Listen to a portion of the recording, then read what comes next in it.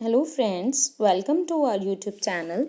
Today we are going to discuss class 7th history chapter number 1 tracing changes through 1,000 years. This is the part 2. ये part second है इस chapter का। इससे पहले मैं part 1 upload कर चुकी हूँ और ये जो पार्ट सेकंड है ये हम डिस्कस करने वाले हैं यहाँ से new social and political groups. The study of the 1,000 years between 700 and 1750 is a huge changes to a historians largely because of the scale and variety of development that occurs over the period. तो भाई अब देखो ध्यान से देखना है. तो वो 700 से लेकर 1750 ये जो टाइम ऑफ पीरियड है इतना लंबा टाइम ऑफ पीरियड है. 1000 साल का जो एक साल में ही कितना फ़र्क आ जाता है. किसी इंसान में भी किसी भी अगर लोकेशन में भी बहुत ज़्यादा फ़र्क आ जाता है. 1000 की बात कर रहे हैं हम. बहुत ज़्यादा चैलेंजेस आ रहे हैं हिस्टोरियंस को क्योंकि इसमें बहुत ज़्यादा डेवलपमेंट हो गई थी इस पीरियड में, है ना. तो बहुत ज़्यादा डेवलपमेंट हो गई थी. बहुत ज़्यादा डिफरेंसेस देखने को मिलते हैं. इस एज में बहुत ज़्यादा डिफरेंसेस आ गए थे. Different moments in this period new technologies made their appearance. इस पीरियड में बहुत ज़्यादा न्यू टेक्नोलॉजीज आ गई थी. Like Persian wheel in irrigation. जैसे जी पर्शियन व्हील आ गया था इरिगेशन में. इरिगेशन क्या होता है? फसलों को क्रॉप्स को पानी देना, उसको इरिगेशन बोलते हैं. The spinning wheel in weaving के लिए काटने के लिए भी स्पिनिंग व्हील का यूज होना शुरू हो गया था. The fire arms in a combat. Fire arms के लिए भी कॉम्बैट का यूज होने लगा था. न्यू फूड एंड बिवरेज क्या होता है? जो ड्रिंक कर सकते हैं उसको, है ना, पीने वाले जो पदार्थ होते हैं उसको बिवरेज बोलते हैं. New foods and beverage arrived in the sub continent. India का जो ये बड़ा पोर्शन है जिसमें पता ही है आपको, ये जो हमारा जिसमें पाकिस्तान, बांग्लादेश, भूटान ये सब कुछ आ जाते हैं उसको सब कॉन्टिनेंट बोलते हैं. इस टाइम ऑफ पीरियड में बहुत सारे चेंजेस आ गए थे. नए नए फूड आ गए थे, नए नए बिवरेजेस आ गए थे जिसमें पोटैटो आ गया था, कॉर्न आ गया था, जिसमें मक्का है, चिल्लीज आ गई थी, टी आ गई थी और कॉफ़ी आ गई थी. तो ये सब कुछ इस पीरियड में आ गया था. Remember that all this innovation, new technologies and crops come along with the people. ऐसा नहीं है ये अपने आप चल के आ गई थी भाई. ऐसे है थोड़ा भी पोटैटो अपने आप चल के आ गए थे, नहीं. तो ये आपने याद रखना है, ये जो टेक्नोलॉजी और क्रॉप्स अपने आप नहीं आई, तो उसके साथ लोग भी आए हैं. Who brought their ideas. जो अपने साथ जो लोग आए थे, सामान भी लेकर आए ऐसा, ठीक है. तो वो अपने साथ अपने आइडियाज भी लेकर आए. As a result this was a period of economical, political, social and cultural changes. इसीलिए ये जो टाइम ऑफ पीरियड है इसमें बहुत तरह का चेंजेस हमें देखने को मिलता है. आर्थिक तौर पर भी, पॉलिटिकली तौर पे भी, सोशल और कल्चरल तौर पे भी हमें बहुत ज़्यादा चेंजेस देखने को मिलता है इस पीरियड में. तो क्या क्या चेंजेस आए हम 5, 6 एंड 7 चैप्टर में पढ़ने वाले हैं. This was also period of a great mobility. ये जो पीरियड है इसमें मोबिलिटी यानी कि एक प्लेस से दूसरे प्लेस पे जाना भी शुरू हो गया था. इस प्लेस में बहुत ज़्यादा लोग उन्हें घूमना शुरू कर दिया था. Groups of the people travelled a long distance in a search of opportunity. लोग एक प्लेस से दूसरी जगह तक दूर दूर जाते थे नए नए मौक़ों की तलाश में. The subcontinent had immense wealth and the possibility for the people to carve a fortune. क्योंकि जो हमारा इंडिया है, सब कॉन्टिनेंट है, इसमें बहुत ज़्यादा पैसा था. तो लोग यहाँ पे आते थे अपना जो लक है, अपना फॉर्चून सुधारने के लिए, अपनी किस्मत को में उजाला लेके आने के लिए वो यहाँ पे आती थी. One group of the people who become important in the period were the Rajputa. तो यहाँ पे क्या जी इम्पॉर्टेंट है इस पीरियड में, वो राजपूता आए थे और अ नेम राइट फ्रॉम. तो ये राजपुताना से राजपूता वर्ड आया है. द सन, दो राजपुत्रा कौन थे? The son of ruler. Rajputra का मतलब क्या होता है? राजपूत का जो राजपूत जो वर्ड है वो वर्ड आया है राजपुत्रा से. राजपुत्रा का मतलब क्या होता है? द सन ऑफ रूलर यानी कि राजा के बेटे. Between the 18th and 14th century, 8th and 14th century, the term was applied more generally to the group of warrior. तो 8th to 14th सेंचुरी में बहुत से जो वॉरियर्स हैं, योद्धा थे, वो भी जो क्षत्रिय फैम से बिलोंग करते थे, वो अपने आप को भी यानी कि राजपूत बोलना उन्होंने शुरू कर दिया. This term included not just rulers and chieftains but also soldiers and commanders who served in the army of different monarchs all over the subcontinent. यानी कि जितने भी ये जो सर्व भी कर रहे थे आर्मी में, वो उन्होंने सब ने अपने आप को राजपूत वाला दर्जा देना शुरू कर दिया.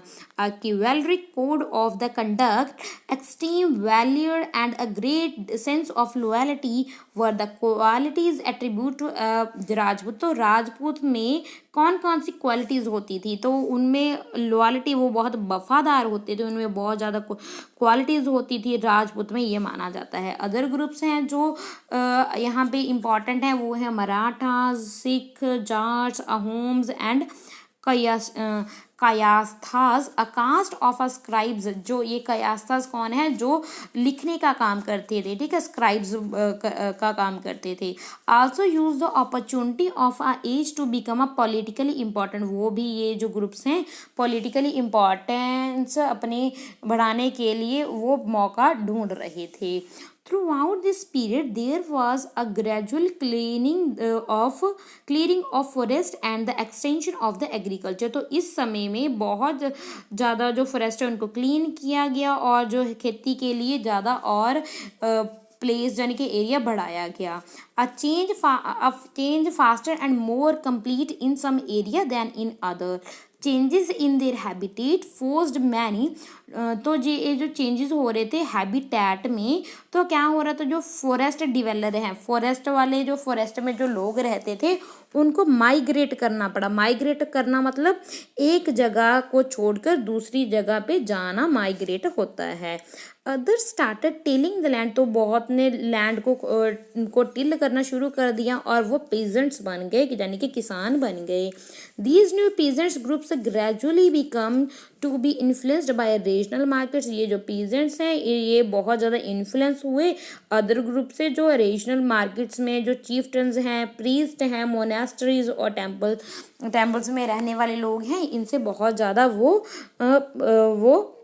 इन्फ्लुएंस हुए. They become a part of a large complex society. तो वो भी बन गई इस कॉम्प्लेक्स सोसाइटी का हिस्सा.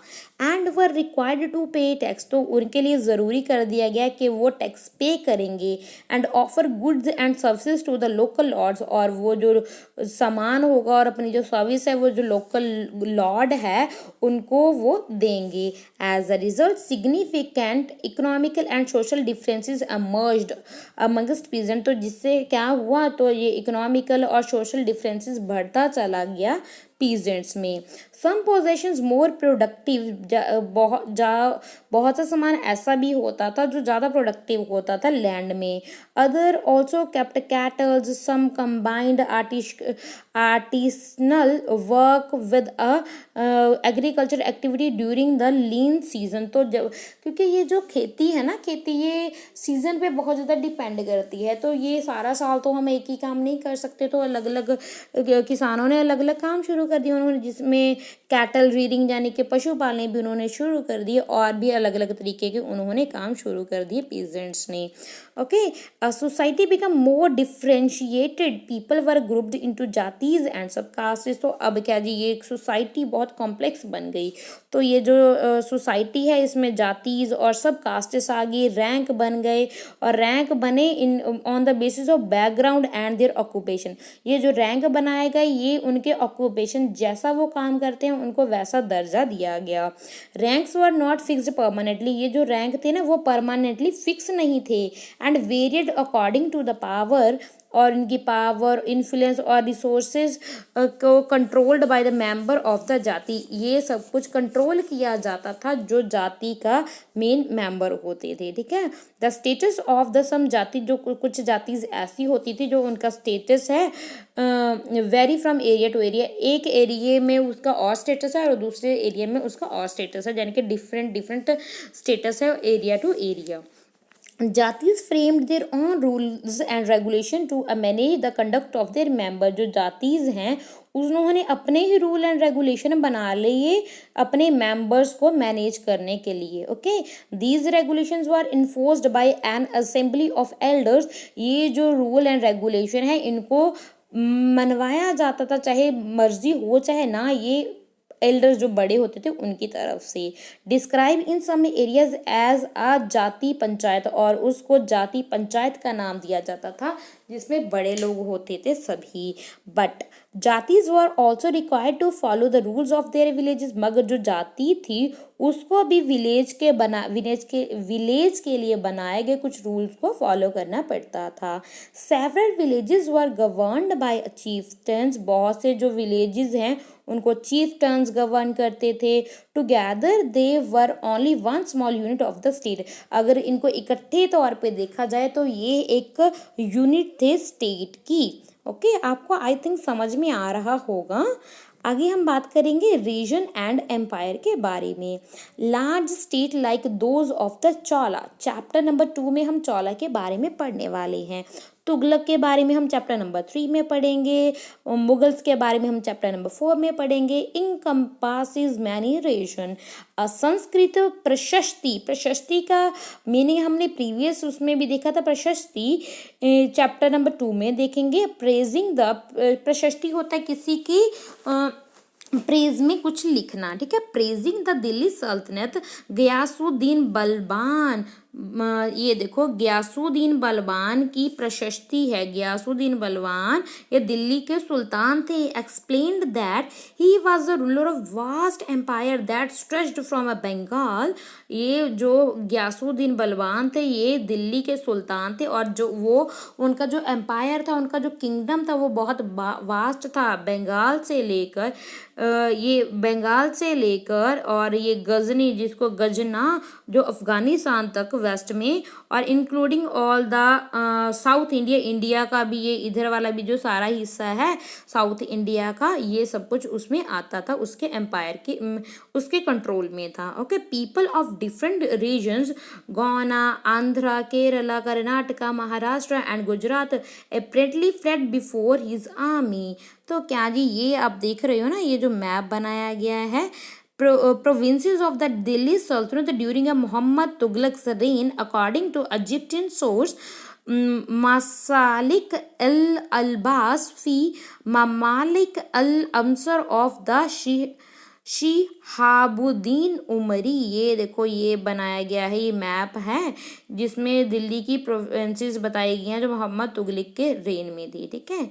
ये देखो ये नंबर 1 में बताया गया है सीविस्तान, ठीक है।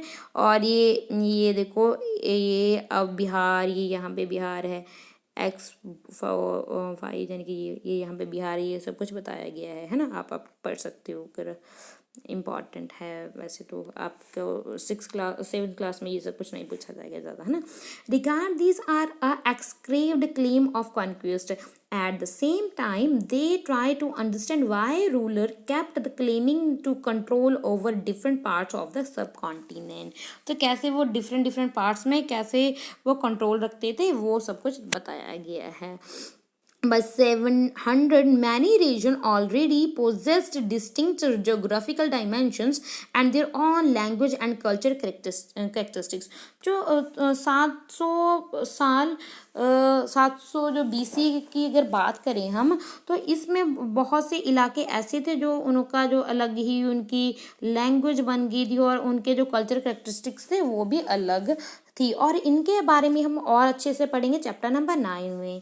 दे will also associate with the specific ruling dynasty, और वो एसोसिएट करते थे कोई भी पर्टिकुलर डायनेस्टी से। Okay, these were considerable conflict between the states. बहुत से कॉन्फ्लिक्ट और लड़ाइयाँ झगड़े शुरू हो गए थे इन स्टेट्स में। Occasionally dynasties like the Chola, Khalji, Tughlaqs and Mughals were able to build an empire that was a pan regional. तो क्या जी, ये जो थे चौलास, खिलजी, तुगलक, ये मुगलक, ये इन इतने बड़े एम्पायर को चाहे इतने इसमें स्पैनिंग डाइवर्स एंड रीजन थे, फिर भी इन्होंने इस इकट्ठा इनके ऊपर रूल किया था। Okay, not all these empire were equally stable और सक्सेसफुल। चाहे ये जो एम्पायर थे ये इक्वली स्टेबल और सक्सेसफुल नहीं थे। तो अगर हम बात देखें टेबल 1 एंड वो चैप्टर नंबर 3 एंड 4 में आएगा, इसको अभी छोड़ो, आप इसी चैप्टर पे ही हम फोकस करेंगे। What was the duration of the ruler Khalji and Mughal dynasty. Mughal dynasty, और अच्छे से पढ़ने वाले हैं मुगल और खलजी डायनेस्टी के बारे में। तो हम when the Mughal empire decline in the 18th century, Mughal empire ने बहुत समय तक राज किया था हमारे सब कॉन्टिनेंट में, तो 18th सेंचुरी में ये डिक्लाइन होना शुरू हो गया था। इट लेड टू अ री emergence of the regional state, तो उसके बाद अलग से रीजनल स्टेट्स एमर्ज हो रही थी। But year of imperial pan regional rules had altered the character of the region. Across most of the subcontinent, regions were left with a legacy of the big and small states that have ruled over them. तो इस area में जाने के, क्योंकि Mughals के बाद ये अंग्रेज़ों का राज आ गया था, हम पढ़ने वाले हैं आगे 8th क्लास में पढ़ने वाले हैं। तो ये क्या क्या लेगेसीज थी, बड़ी और छोटी जो स्टेट्स हैं उसके ऊपर कैसे ये रूल हो रहा था, वो सब कुछ हम देखने वाले हैं। This was apparent in the emergence of a many distincts and a shared tradition in the realm of the governance, the management of the economy, elite culture and language. Through the 1000 years between 700 and 1750, the characters of the different region did not grow in isolation. ऐसा नहीं है कि वो अलग अलग अकेले अकेले एक ही पर्टिकुलर प्लेस में वो चेंजेस हो रही थी। These regions felt the impact of larger pain region forces of the integration without ever quite a loser there a distinctiveness। यानी कि भी एक दूसरे से ऐसा नहीं है सब जगह एक जैसा ही उसमें चेंजेस आ रहा है, अलग अलग रीजन में अलग अलग तरीके के चेंजेस आ रहे थे। ओल्ड एंड न्यू रिलीजन के बारे में हम बात करने वाले हैं इसमें। The 1000 years of history that we are exploring witnesses major developments in religious tradition. People's belief in the divine was sometimes deep and personal, but no more usually it was a collective. तो यहाँ पे इस समय में जो लोगों का जो विश्वास है उसमें रिलीजन में डिवाइन में वो ज़्यादा डीप हो गया था, पर्सनली तौर पे डीपन हो गया था, कलेक्टिवली हो गया था। और जिसमें collective belief is super natural agency, तो इसको collective belief of super natural agency को ही रिलीजन बोला गया है। Was often closely connected with the social economical organization of the local community. As the social world of these groups altered, so too did their belief। यानी कि ये जो religion में भी बहुत ज़्यादा चेंजेस आ गए थे। इनके जो पर्टिकुलर जो एक ग्रुप है उन्होंने उसमें थोड़े से चेंजेस करके इस ग्रुप ने अपने बिलीफ बना लिए थे। ठीक है, it was during this period that important changes occurs in what we call Hinduism today. तो हिंदुइज्म जिसको आज हम हिंदुइज्म बोलते हैं, इसमें भी बहुत ज़्यादा चेंजेस आ गए थे। These include is the worship of new deities, तो नए नए और देवी देवताओं की पूजा शुरू होने लगी। द कंस्ट्रक्शन ऑफ टेम्पल्स को बनवाना शुरू हो गया था बाय द रॉयल्टी यानी कि जो राजे महाराजे हैं वो क्या करते थे, वो टेम्पल्स उन्होंने बनाना शुरू कर दिया। And the growing importance of the ब्राह्मणा की बहुत ज़्यादा इंपॉर्टेंस बढ़ गई, प्रीस्ट की, और dominant group in the society, ये डोमिनेंट ग्रुप बन गए थे सोसाइटी के। Their knowledge of the Sanskrit text earned the Brahmanas a lot respect in the society, क्योंकि इनको संस्कृत की नॉलेज थी, संस्कृत लैंग्वेज का ज्ञान था और ये टेक्स्ट पढ़ सकते थे, इसीलिए उनकी जो रिस्पेक्ट सोसाइटी में बहुत ज़्यादा इंक्रीज हो गई थी। Their dominant position was considered by the support of their a patron new ruler searching for the prestige. जो न्यू रूलर्स थे वो अपनी प्रेस्टीज की सर्च में थे। पैट्रन क्या होता है? An influential wealthy individual who support another person, an artistic craft person, a learned man और अ नॉबल। तो क्या जी एक यानी कि पैसे वाला आदमी होता है जो सपोर्ट करता है किसी और व्यक्ति को, समझ में आ रही है? एक पैसे वाला व्यक्ति दूसरे को सपोर्ट करता है, उस सपोर्ट किस में करता है, उसकी आर्ट में, उसके क्राफ्ट में, या किसी लर्नड मैन को, उसको हम पैट्रन बोलते हैं, पैट्रॉन बोलते हैं। One of the major development of this period was the emergence of the idea of a bhakti. तो भक्ति का आइडिया एमर्ज हो गया था इस टाइम ऑफ पीरियड में, of loving a personal deity. तो वो अपनी अपनी जो पर्सनल डाइटी है उसको वो डिवोट करते थे in could reach without the aid or priest or elaborate ritual, यानी कि भक्ति मूवमेंट शुरू हो गई थी जिसमें हमें प्रीस्ट की अपनी पर्सनल डाइटी हो सकती है, हर एक की वो अपने अपने रिचुअल्स हो सकते हैं। उसके बारे में भी हम चैप्टर नंबर 8 में पढ़ेंगे, भक्ति मूवमेंट भी चली थी जो उसके बारे में, ठीक है। आगे, this was also the period when a new religions appeared in the sub continent. इस समय पे बहुत ज़्यादा न्यू न्यू रिलीजन आ गए थे हमारे सब कॉन्टिनेंट में, इंडिया में। Merchants and the migrants first brought the teaching of the holy Quran. तो जो मर्चेंट्स हैं, व्यापारी हैं, और जो वो माइग्रेंट्स हैं, वो किसकी हॉली कुरान है उसकी 7th सेंचुरी में टीचिंग लेकर आए थे। Muslim regard the Quran as their holy books. जो मुस्लिम होते हैं वो कुरान को अपनी धार्मिक किताब मानते हैं। And accept the sovereignty of the one god Allah. तो वो पर एक अल्लाह में विश्वास रखते हैं जो मुस्लिम होते हैं, जो अल्लाह है, जो who loves mercy and bounty embrace all those who believe in him. तो वो जो अल्लाह है, गॉड है, वो उससे लव करता है, उस पर दया दिखाता है, और जो उसके ऊपर विश्वास रखता है without regard to social background. और वो सोशल बैकग्राउंड को कुछ नहीं देखता। कौन नहीं देखता? ये गॉड की बात हो रही है। Many rulers were a patterns of Islam. बहुत से रूलर ऐसे थे जो पैटर्न कर रहे थे इस्लाम को। And the ulama learned theologies and the jurist. तो ये उल्मा से इनको ज़्यादा नॉलेज थी इस धर्म के बारे में। And like Hinduism, Islam was interrupt in the variety of ways bye it's followers. तो हिंदुइज्म में एक इंटरप्ट हो गया था इसके इस्लाम के आने से। There were the Shia Muslims who believe. तो ये ना इन जो मुस्लिम्स हैं ना, मुस्लिम वो 2 पार्ट्स में डिवाइड हो गए थे। एक तो होते हैं सुन्नी, एक होते हैं शिया। तो इसमें भी देयर वाज अ शिया मुस्लिम। जो शिया मुस्लिम थे वो क्या करते थे? Who believe that the prophet Muhammad son in law Ali. जो प्रॉफिट मोहम्मद के जो जवाई राजा हैं, जो अली हैं, was the legitimate leader of the Muslim community. जो शिया मुस्लिम है वो ऐसा मानते थे जो अली हैं, जो इनके जवाई जी हैं प्रॉफिट मोहम्मद के, वो लेजिटिमेट लीडर है मुस्लिम कम्युनिटी के। एंड जो सुन्नी मुस्लिम है वो किसकी अथॉरिटी को एक्सेप्ट करते थे? The early leader. जो खलीफाज होते हैं, पहले के जो लीडर होते थे उनको मानते हैं। एंड सक्सीडिंग खलीफा, जो उसके बाद के खलीफा हैं उनको मानते हैं। There were other important difference between the various schools of law, Hanafi and Shafi, mainly in India and in theology and mystical tradition. तो इसकी ट्रेडिशन में भी हमें डिफरेंसेस देखने को मिलता है। आगे आ जाता है thinking about time and historical period. Historians do not see time just as a passing of hour. जो हिस्टोरियंस हैं वो टाइम को ऐसे नहीं देखते कि भाई घंटे बीत रहे हैं, दिन बीत रहे हैं, जैसे साल बीत रहे हैं। एज अ क्लॉकर और अ कैलेंडर, जैसे क्लॉक और कैलेंडर को जैसे नहीं देखते हिस्टोरियंस टाइम को।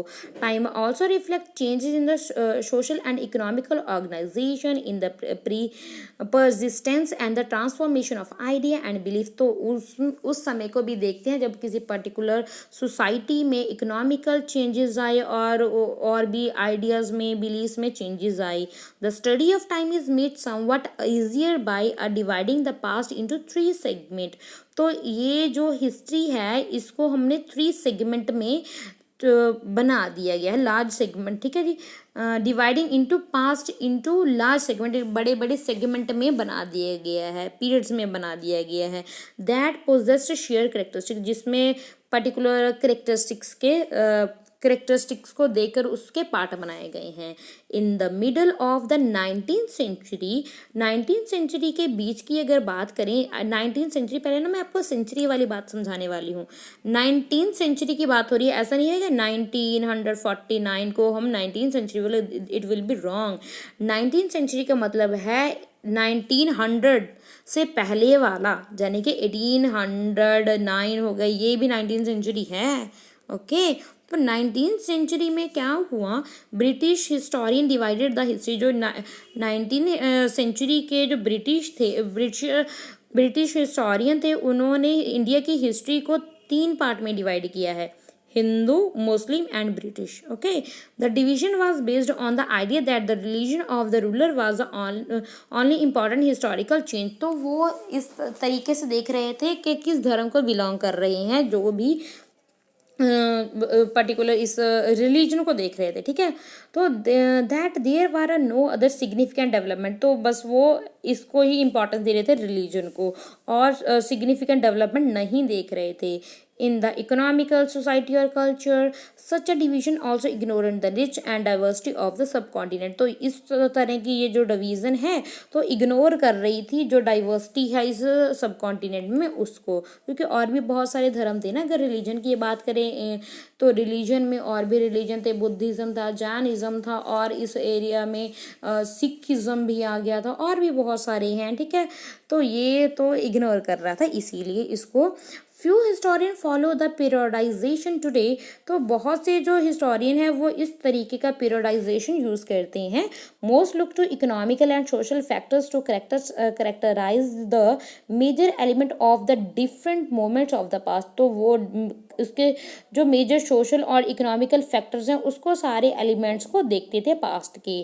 The historian you read last year include a wide range of early society. जो प्रीवियस जो 6th क्लास की हिस्ट्री की बुक की थी उसमें हमने हंटर गैदरर्स के बारे में पढ़ा था, अर्ली फार्मर्स के बारे में, उनके लोगों के बारे में जो टाउन्स में रहते हैं, विलेजेस में रहते हैं, अर्ली एम्पायर के बारे में, किंगडम के बारे में हमने स्टडी किया था। The historian you will be studying this year, इस ईयर में यानी कि 7th क्लास की हिस्ट्री की बुक में जो हम पढ़ने वाले हैं उसको हम इस पीरियड को मेडिवल बोलेंगे। Okay, you will find out a more and spread of the peasant society. इसमें देखेंगे कि पीजेंट सोसाइटी और कैसे स्प्रेड होगी थी। The rise of the rational and imperial state information sometime at the cost of a pastoral and a forest people, forest और जो pastoral people है उसके बारे में हम देखने वाले हैं। The development of the Hinduism and Islam, Hinduism and Islam की डेवलपमेंट देखेंगे। रिलीजन के बारे में देखेंगे, यूरोपियन कैसे एज अ ट्रेडर कंपनी को एस्टेब्लिश कर लिया था हमारी इंडिया में, ये सब कुछ हमें इस मेडिवल हिस्ट्री में देखने वाले हैं। तो मैं आपको ध्यान से एक बताने वाली हूँ। तो हिस्ट्री को ना दो, वैसे तो यहाँ पे आने वाला है, देखो मैं बता रही हूँ, ये जो हमारी हिस्ट्री है ना, बहुत से हिस्टोरियंस ने जो हमारी हिस्ट्री है इसको डिवाइड किया है कि पहले थे हिंदू, फिर थे मुस्लिम, और फिर उन्होंने ब्रिटिश को दिया था, 3 पार्ट्स में डिवाइड कर दिया था उसको स्टडी करने को, अगर हमने हिस्ट्री को स्टडी करना है। तो बहुत से इसको गलत मानते हैं और इसीलिए बहुत से हिस्टोरियन ने 3 पार्ट्स में डिवाइड किया है। एक तो होती है एंशंट हिस्ट्री जिसको हमने 6th क्लास में कवर किया था, है ना। और उसके बाद होती है मेडिवल, ये मेडिवल यहाँ पे देखो स्पेलिंग लिखा है मेडिवल, और उसके बाद होगी हमारी मॉडर्न। तो ये इस 6th क्लास में हमने पढ़ी थी एंशंट हिस्ट्री, तो 7th क्लास में हम मेडिवल हिस्ट्री को पढ़ने वाले हैं। These 1000 years of the Indian history witnesses the considerable changes। इस पीरियड में, मेडिवल पीरियड में तो बहुत से चेंजेस हुए। After all the 16th and the 18th century were quite different from the 8th and the 11th। चाहे हम देखें बहुत ज़्यादा चेंजेस आ गए थे। अगर हम देखें 6th और 18th सेंचुरी को और ये 8th और 11th सेंचुरी को, बहुत ज़्यादा फ़र्क है। Therefore describing the entire period as a one historical unit is not without its problem। तो भाई वैसे तो ये प्रॉब्लम भी आ सकती है क्योंकि ये कितना डिफरेंसेस है। Moreover the medieval part is often contrast with the modern period, क्योंकि ये जो पीरियड है कंट्रास्ट भी करता है जो मॉडर्न पीरियड है उसके साथ। मॉडर्निटी के साथ कैसे कंट्रास्ट करता है, जो मॉडर्निटी में क्या बताया गया है, modernity carries with it is a sense of material progress. Modern history हम वहाँ से शुरू करते हैं जहाँ पे जो मटेरियल की और ज़्यादा मटेरियल की प्रोग्रेस होगी थी, इंटेलेक्चुअल एडवांसमेंट होगी थी। This seems to suggest that the medieval period was a lacking. तो इस मेडिवल पीरियड में ये सब कुछ लैक था, इतनी ज़्यादा एडवांसमेंट नहीं हुई थी, इंटेलेक्चुअल तौर पे भी इतनी ज़्यादा एडवांसमेंट नहीं हुई थी। बट द कोर्स वी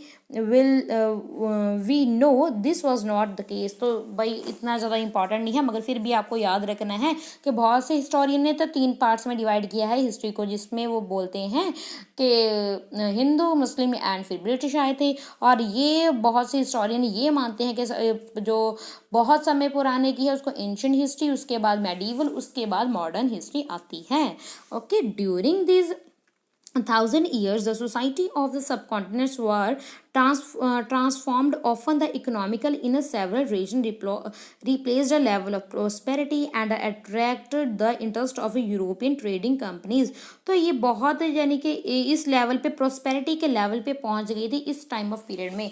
तो इस इतना ज़्यादा प्रॉस्पेर हो गया था ये हमारा इलाका, तो जिससे जो यूरोपियन जो ट्रेडिंग कंपनीज है वो भी अट्रैक्ट हो रही थी यहाँ पे। तो इसके बारे में भी जो भी चेंजेस हुए थे, as you read this book, जब ये इस बुक को आप ना पूरा कर लेंगे, look out for sign of the changes, आप चेंजेस देखोगे।